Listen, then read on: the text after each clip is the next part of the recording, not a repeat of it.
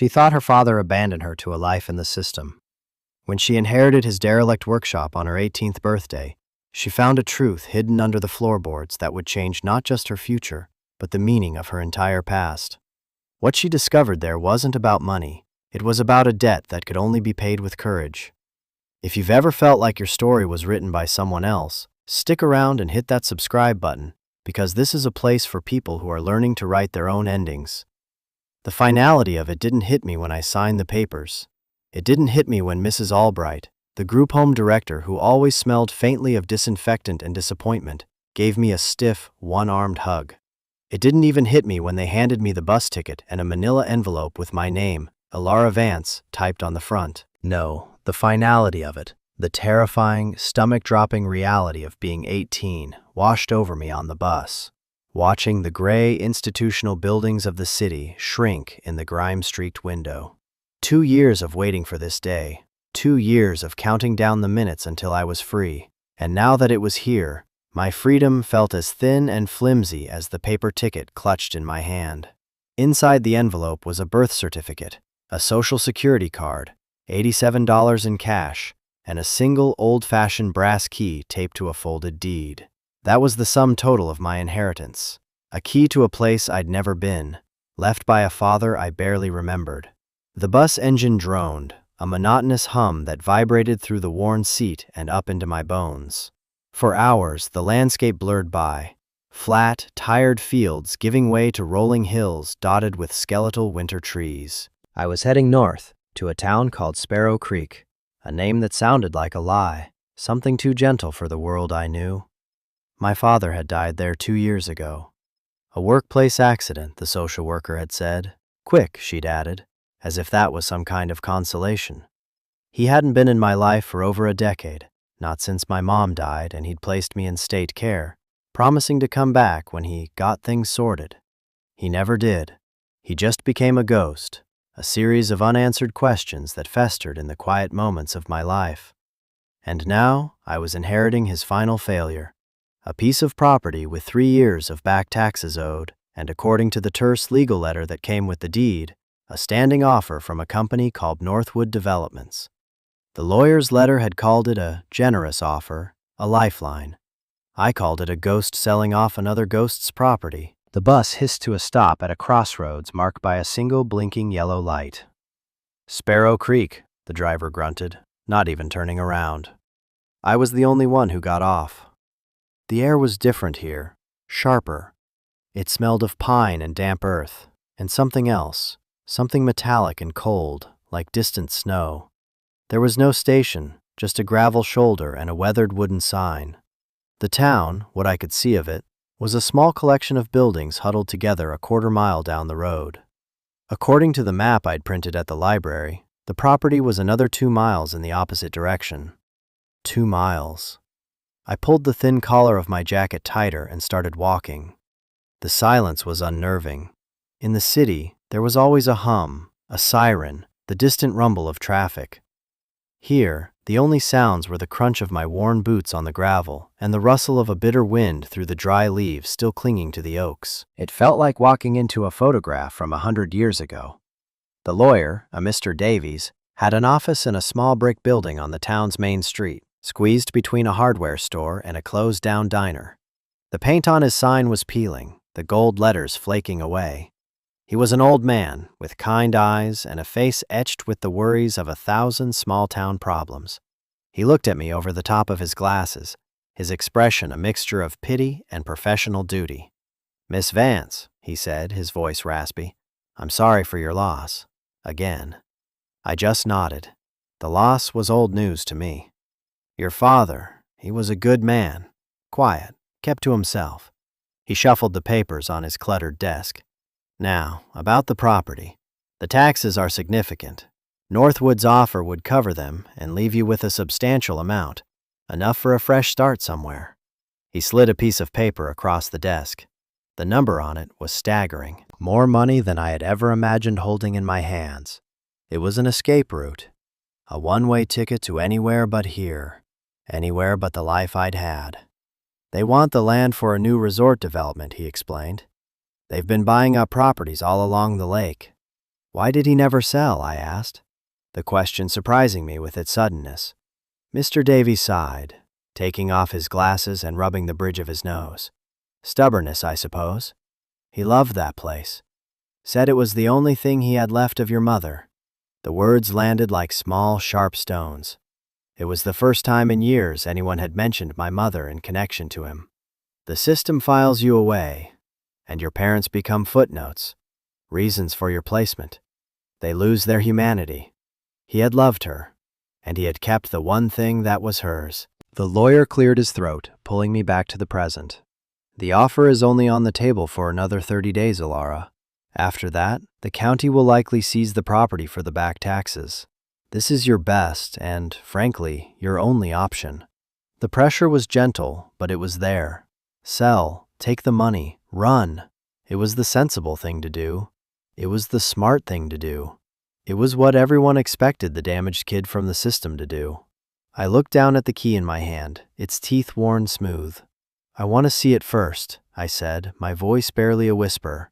Mr. Davies nodded slowly, a flicker of something, surprise, respect, in his eyes. Of course, it's your property, for now. He gave me directions, a hand-drawn map on the back of a legal pad. As I left, he called out, Your father was a craftsman, you know, a carpenter. He could make anything out of wood. I didn't know. It was another piece of a puzzle I'd long ago given up on solving. The walk from town was longer than the first. The road turned from cracked asphalt to dirt, and the trees grew thicker, their branches interlocking overhead to form a tunnel. Then I saw it, a rusted mailbox, half hidden by overgrown bushes, with the name Vance barely legible. A gravel driveway, more weeds than stone, snaked back into the woods. My heart hammered against my ribs. This was it. The house was worse than I had imagined. It was a small, single-story clapboard building, its paint peeling in long, curling strips like sunburnt skin. The roof sagged in the middle, and a shutter hung from a single hinge, banging a lonely rhythm in the wind. The yard was a wild tangle of thorns and dead grass. It wasn't a home. It was a ruin, a monument to decay. For a moment, I just stood there, the weight of it all pressing down on me. This was my legacy, a broken-down house and a mountain of debt. The sensible thing to do was to turn around, walk back to Mr. Davies' office, and sign the papers. I could be on a bus to a new city, a new life, by morning. But then I saw the workshop. It stood about 50 yards behind the house, a larger, sturdier building made of weathered pine and corrugated metal. It looked solid. While the house seemed to be surrendering to nature, the workshop stood its ground. It looked like it had been built to last. I walked towards it, my boots sinking into the soft, damp earth. The key Mr. Davies had given me was for the house. The workshop was secured with a heavy padlock, rusted but formidable. Of course, the place he actually lived in, the place he worked, would be locked up tight. I circled the building, peering through the grimy windows. Inside, I could see the silhouettes of tools hanging on pegboards, the dark shape of a large workbench, and stacks of lumber. It was a place of work, a place of purpose.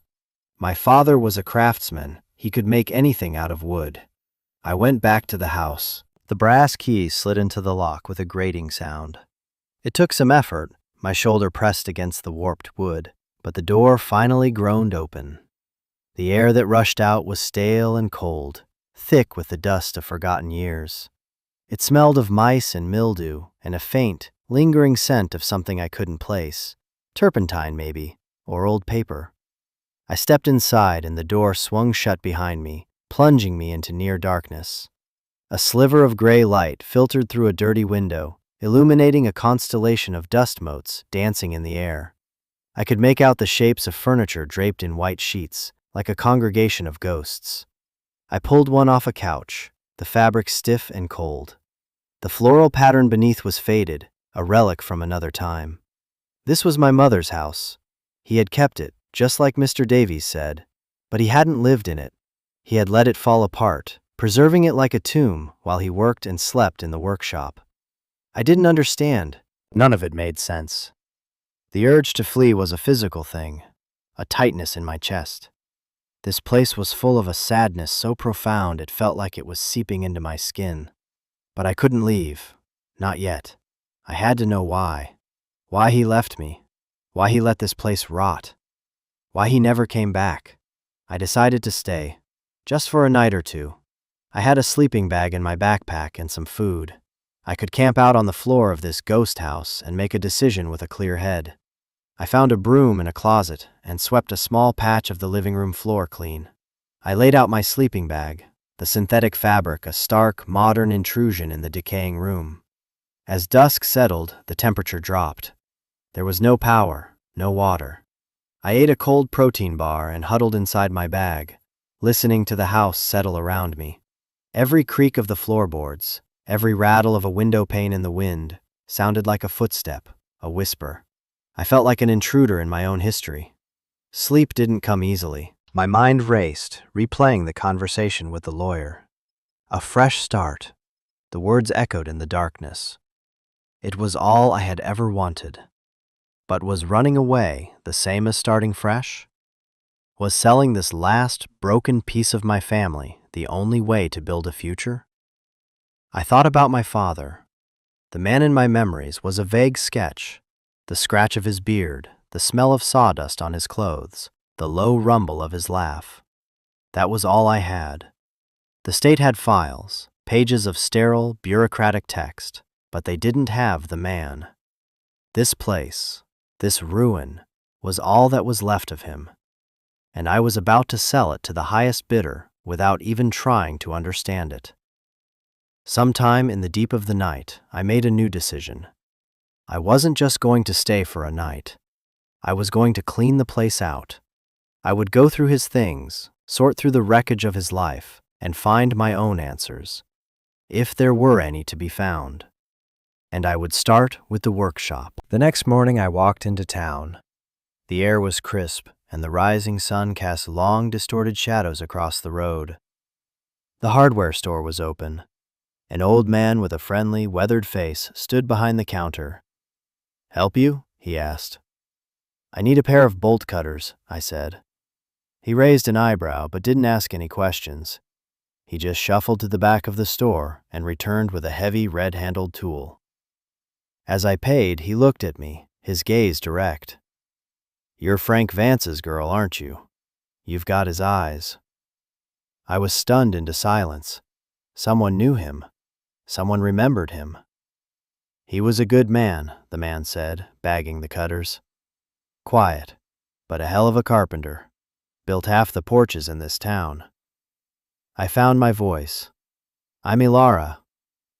"George," he said, offering a calloused hand. "If you need anything, you come see me. That place, it's going to need a lot of work." It was a simple exchange, but it changed something in me. My father wasn't just a file number or a ghost. He was Frank Vance. He built porches. He was remembered. Walking back to the property, the bolt cutters felt heavy in my hand, like a responsibility. The padlock on the workshop door was thick and rusted, but the cutters bit into the metal with a satisfying crunch. The shackle snapped, and the lock fell to the ground. I pulled the heavy wooden door open, and it slid sideways on a groaning track. The air inside was different from the house. It was clean, dry. It smelled of cedar and oil and cold steel. Sunlight streamed through the high, dusty windows, illuminating a space that was both chaotic and meticulously organized. Tools hung in their designated spots on the walls, their metal heads gleaming. Saws, hammers, drills, chisels of every size. Jars of screws and nails were neatly labeled on shelves. Stacks of lumber, oak, pine, maple, were sorted by size and type against the far wall. This was not the space of a man who had given up. This was the workspace of a man who knew what he was doing. In the center of the room stood a massive workbench, its surface scarred with the marks of 1,000 projects. A half-finished birdhouse sat on one corner, a delicate, intricate thing. A fine layer of sawdust covered everything, a pale shroud over a life cut short. I spent the rest of the day just being in there. I ran my hands over the cool, smooth handles of the tools. I breathed in the scent of the wood. This place felt more real, more alive than the silent, sheet-draped house. This was where he had lived. A small cot was folded in a corner, next to a hot plate and a small, dusty pantry. He had slept here, eaten here, worked here. He had retreated from the world and from the memories in the house, and poured all of himself into this one room. My mission to simply clean it out now felt like a desecration. This was a sanctuary. But I knew I had to. I couldn't leave it like this. I had to sort through it, to understand it. I started with the clutter on the floor, empty cans, old rags, scraps of wood. I worked methodically, sweeping and sorting, bagging up the trash. It was hard physical work, and my muscles, unaccustomed to it, ached. But it felt good. It felt productive.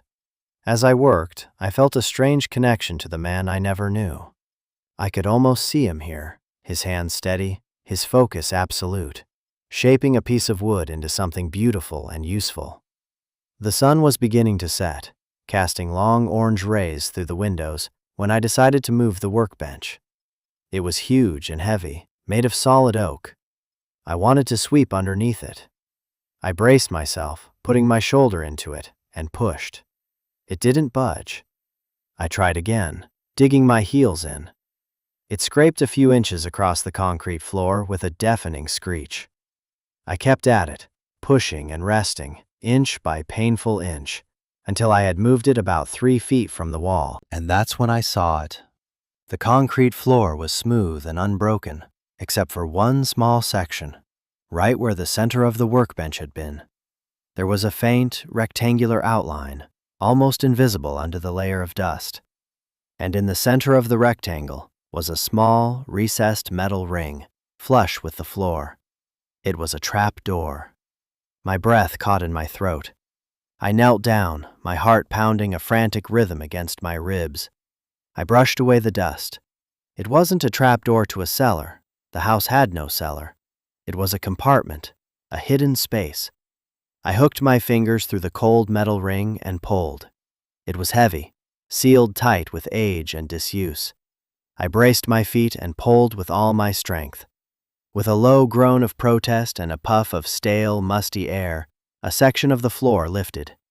It was a cleverly disguised concrete plug, about 2 feet square. Beneath it was a dark, hollow space. My hands were trembling as I reached for the small flashlight on my keychain. I aimed the weak beam into the hole. The space was lined with metal, like a safe set into the floor, and nestled inside was a single object, a green, metal ammunition box, the kind I'd seen in old war movies. It was sealed shut. For a long time, I just stared at it, the flashlight beam shaking in my hand. My mind was a whirlwind of questions. What was this? Why was it hidden so carefully? Was this why he never sold the property? The sensible part of my brain, the part that had been trained by years of institutional living to expect the worst, screamed at me to close the lid, push the workbench back, and walk away. Go back to town, sign the papers, and take the money. This was something I wasn't supposed to find. But I couldn't. I had to know. I had come here for answers, and I had a feeling they were inside that box. Getting it open was another challenge. It was locked with 2 heavy-duty latches, and there was no key. I looked around the workshop, my eyes scanning the rows of tools. My father was a craftsman. He could make anything, but he could probably also open anything. I found a long, thin crowbar and a heavy mallet. It felt wrong, using his tools to break into his secret, but I had no choice. I wedged the tip of the crowbar under the first latch and struck the end with the mallet. The sound rang through the silent workshop like a gunshot. It took 3 hard blows before the metal bent with a sharp crack, and the latch sprang open. I did the same with the second one. Then, with a deep breath, I lifted the lid. The air that escaped smelled of old paper and dust, and something else, the dry, distinct scent of money. The box was full. On top was a thick, sealed manila envelope. My name, Ilara, was written on it in my father's blocky, unfamiliar handwriting. Beneath the envelope were stacks and stacks of cash, bundled in paper bands. $100 bills. I lifted one bundle. It was thick, heavy. There had to be tens of thousands of dollars here, maybe more. I sat back on my heels, my mind reeling. Where did this come from? A workplace accident. That's what they told me. But carpenters who die in accidents don't usually have safes full of cash hidden under their workbenches. A cold dread seeped into my bones. This wasn't just a secret. It was a dangerous one. I picked up the envelope. It was heavy, thick with paper. My name on the front seemed to stare back at me. This was for me. This whole thing, the hidden compartment, the money, this letter, was a message he had left behind, a final communication from a ghost. My hands shook so badly I could barely break the seal. I pulled out a thick sheaf of folded papers.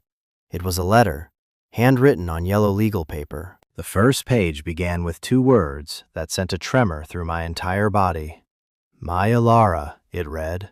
If you are reading this, then I am gone, and the worst has happened. I am so sorry. I know you must hate me. I know you believe I abandoned you. I need you to know that isn't the truth. Not the whole truth, anyway. Leaving you was the hardest thing I have ever done, but I did it to save your life. I had to stop reading. The words were a physical blow. I stood up and walked to the workshop door, gasping for the cold night air. The moon was high now, casting a pale, skeletal light over the neglected yard. All my life, I had built my identity on a simple, bitter foundation. My father didn't want me. He had left me. He had chosen a different life, a life that did not include his daughter. It was a painful story, but it was a simple one. It made sense. This letter, these words, they shattered that foundation. He did it to save your life. It sounded like something out of a movie, something dramatic and unbelievable. It didn't feel real, but the weight of the cash in that box, the careful, deliberate way it was all hidden, that felt very real. I went back inside and sat on the cold concrete floor, the pages of the letter spread out in my lap. I forced myself to keep reading. His handwriting was surprisingly neat, the letters carefully formed. I stumbled into something I shouldn't have, he wrote. I was working a job, a big one, for a new development company building luxury cabins up by the North Lake. Northwood Developments.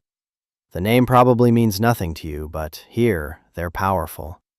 They own a lot of people.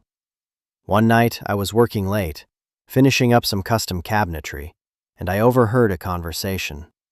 The project foreman, a man named Marcus Thorne, was meeting with someone else.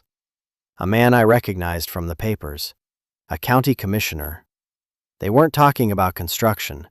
They were talking about money, bribes, kickbacks. It turned out Northwood was building on protected wetland, and the commissioner was the one signing the illegal permits, looking the other way in exchange for a piece of the profits. My eyes scanned the page, my mind struggling to keep up.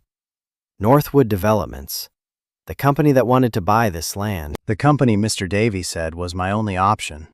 It wasn't a coincidence. I knew what I had heard was dangerous, the letter continued. These were not men you crossed. My first instinct was to keep my head down, finish the job, and forget everything. But then I saw the plans. I saw how much they were destroying, the damage they were doing to the lake, to the land your mother loved. I couldn't let it go, so I started digging. I made copies of invoices, shipping manifests, anything that looked suspicious. I found out they were using substandard materials, cutting corners everywhere, and billing the investors for top-of-the-line stuff. It was a massive fraud scheme, built on top of the environmental crimes.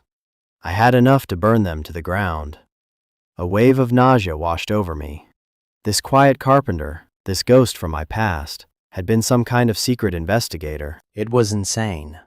But they found out, he wrote, and the neat handwriting grew shakier here. Thorne saw me one day, looking at papers I shouldn't have been. He didn't say anything, but the look in his eye, I knew I was a dead man. They wouldn't just fire me, they would silence me, and I knew they would use you to do it. They would find out about you, threaten you, hurt you to keep me quiet. I couldn't let that happen. You were all I had left of her, Elara. You were everything.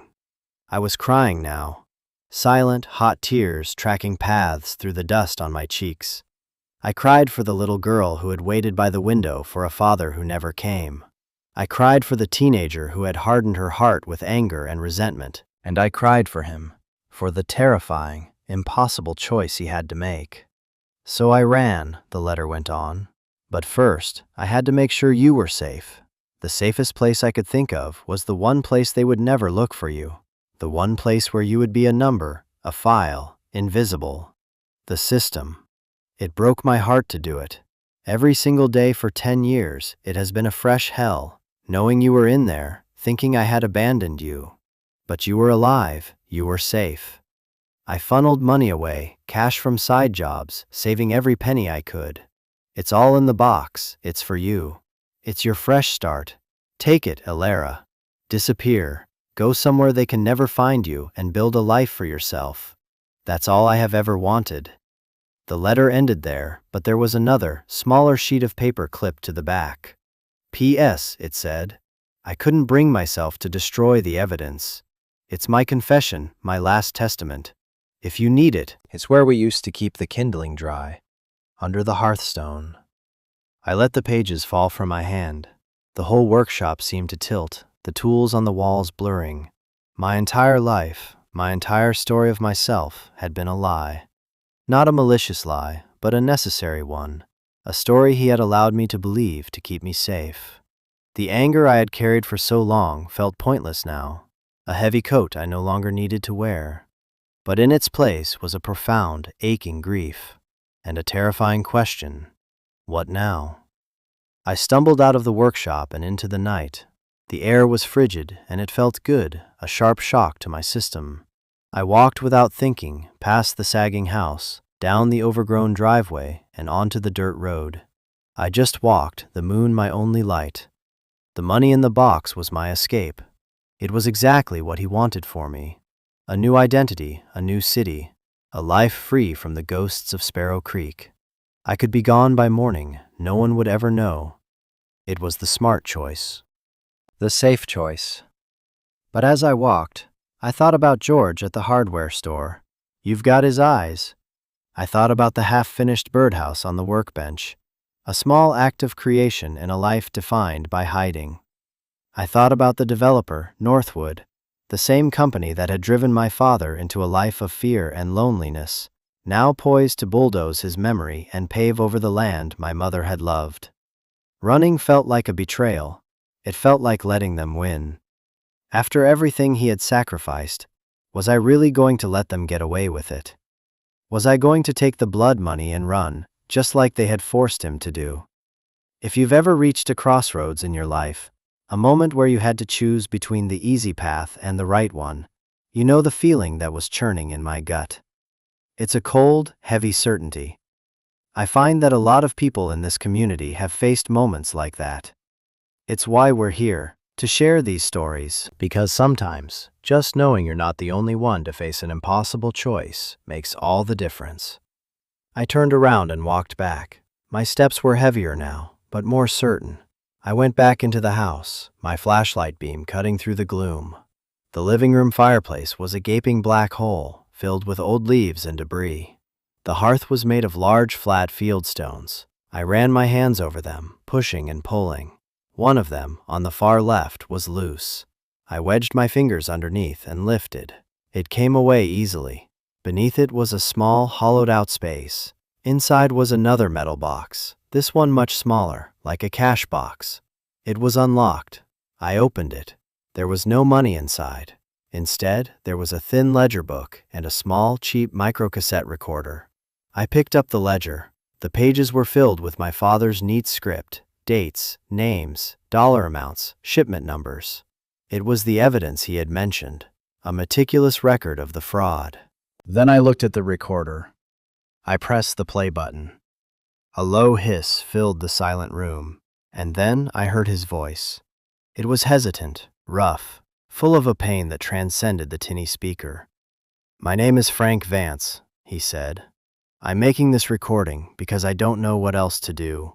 If anyone finds this, it means I'm dead, and it means Marcus Thorne and Northwood Developments killed me. He went on to detail everything he had told me in the letter, but this time with names, specific dates, and details of the conversations he'd overheard. It was a confession, an accusation, and a last-ditch effort for justice. He ended the tape with a message for me. "Ilara," he choked out, his voice thick with emotion. "I love you. I never stopped. Be safe. Live a good life. That's all that matters." The tape clicked off, but his voice hung in the air. That was it, the whole story. The money was my escape. The ledger and the tape were my weapons. He had given me a choice. He had left it up to me to decide what his legacy would be. A daughter who ran and saved herself, or a daughter who stayed and fought for him. Standing there in the cold, dark house, surrounded by the ghosts of my family, the choice felt terrifyingly clear. I couldn't run. I wouldn't. The next morning, I called Mr. Davies. "I'm not selling," I said, my voice steady. There was a long silence on the other end of the line. "Ilara," he finally said, his tone cautious.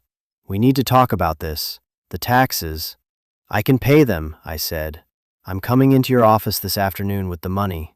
Another pause. "All right," he said, sounding bewildered. "I'll draw up the paperwork." I took $10,000 from the box, wrapped it in a grocery bag, and put it in my backpack.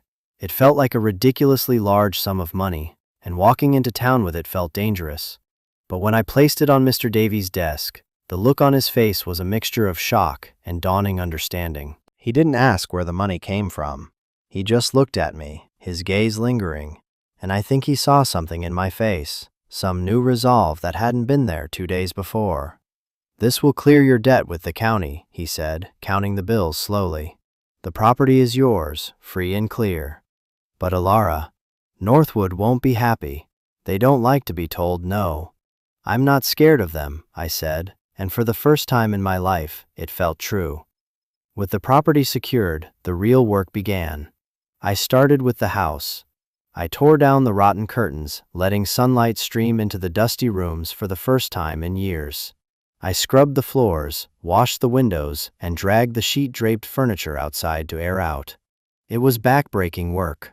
Every muscle in my body screamed in protest, but with every bucket of dirty water I poured out, with every layer of grime I wiped away, I felt like I was cleaning out a part of myself, scrubbing away the bitterness and neglect that had defined my life.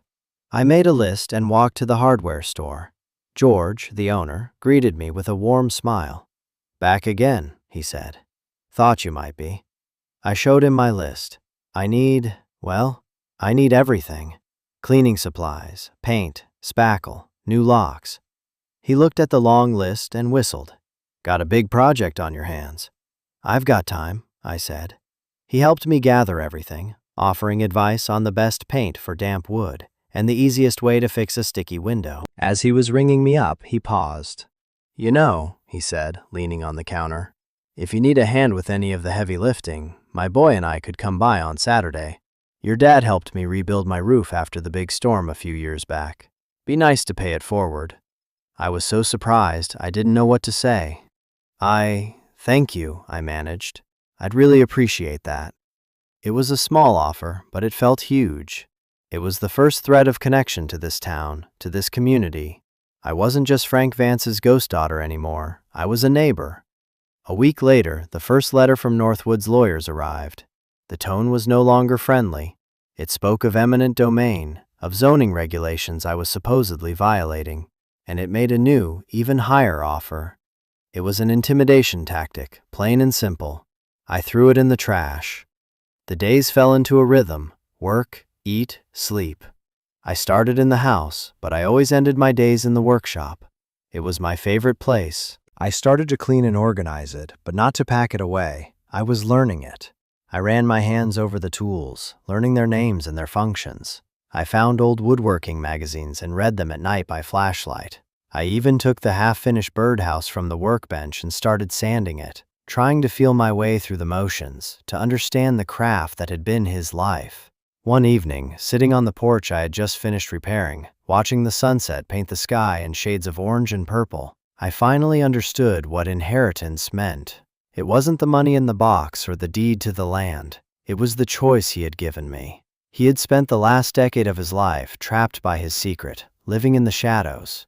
But he had saved and scraped and planned so that I wouldn't have to. He had given me enough money to run, but he had also left me the tools to stay. The ledger, the tape, and the workshop full of saws and hammers and chisels. He was giving me the means to fight back and the means to rebuild.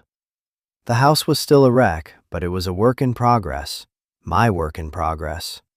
Every patched wall, every clean window was a victory. I was slowly, painstakingly, turning this ruin into a home. My home.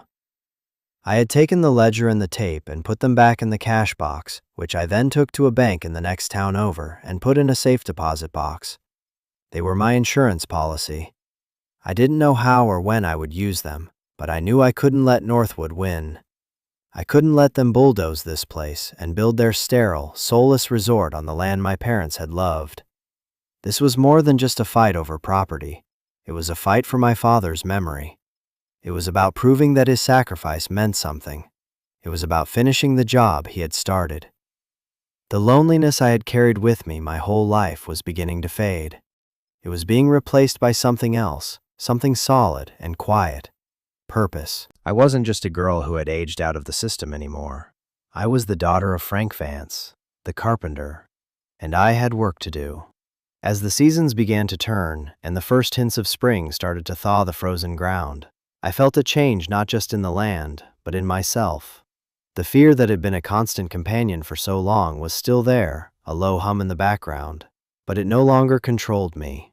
The legal threats from Northwood continued, each letter more aggressive than the last, but they felt like noise from a distant storm. My focus was here, on the tangible world in front of me, on replacing a rotted floorboard, on reglazing a window, on coaxing a long-dormant garden back to life. George and his son, a quiet boy named Sam, came over on weekends. They helped me fix the sag in the roof and showed me how to use a circular saw without losing a finger. They never asked about my past or where the money for the supplies was coming from. They just showed up with coffee and donuts and a willingness to work. Through them, I met others. A retired plumber who helped me get the water running again in exchange for a few birdhouses I'd learned to make. A woman from the local preservation society who heard about my fight with Northwood and brought over boxes of historical documents about the area, arming me with information about land rights and protected zones. Slowly, a community was building around me, a quiet network of support. They were people like my father, decent, hardworking, with a deep-rooted love for this place and a distrust of outsiders who saw it only as a resource to be exploited. One day, Mr. Davies called me. "They're trying to have the property rezoned," he said, his voice grave. "They're petitioning the county council. Thorne is leading the charge. They're claiming your property is an abandoned blight and a danger to the community." "It's not abandoned," I said, looking out the window at the new porch railing I had just finished painting. "I know that, Alara," he said, "but you're going to have to prove it. The council meeting is in a month. You need to be there." The moment I had been waiting for, the one I had been dreading, had arrived. It was time to stop fixing the house and start fighting the war. I took the bus to the next town and retrieved the cash box from the bank.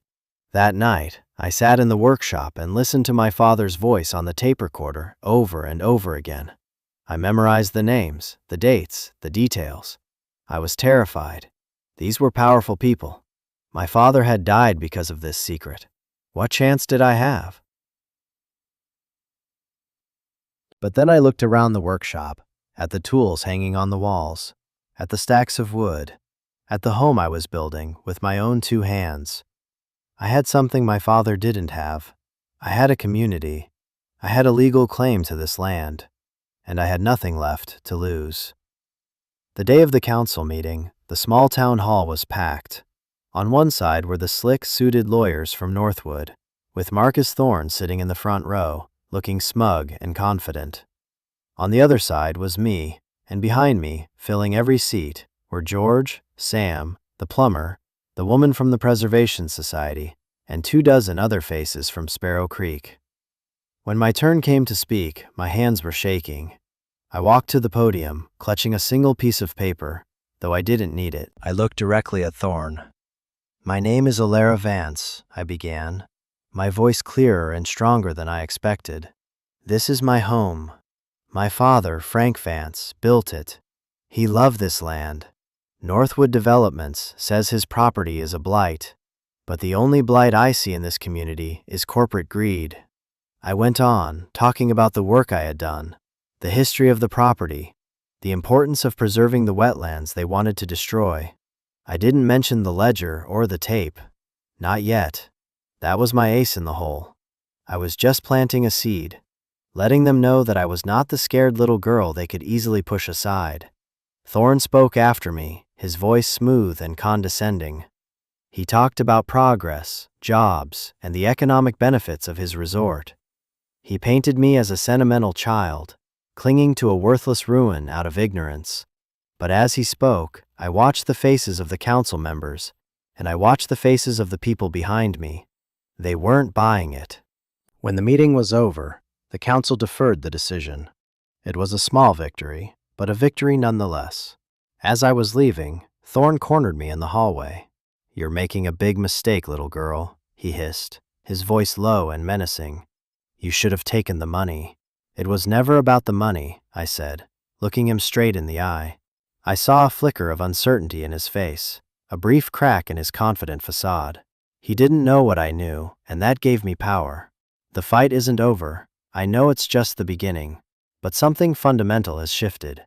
I came to Sparrow Creek to deal with a dead father's property, but I found a living father's legacy instead.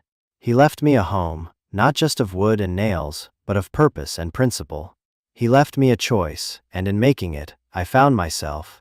Maybe you've had a story like that. Maybe you inherited something that looked like a burden but turned out to be a gift. A story you had to unlearn, a truth you had to uncover, a home you had to fight for. These are the stories that shape us. If this story resonated with you, if you understand what it's like to fight for your own little patch of ground, then I hope you'll join our community. Subscribe, leave a comment, and share a piece of your own story. Because we're all just trying to find our way home, and it's a little easier when we walk that road together.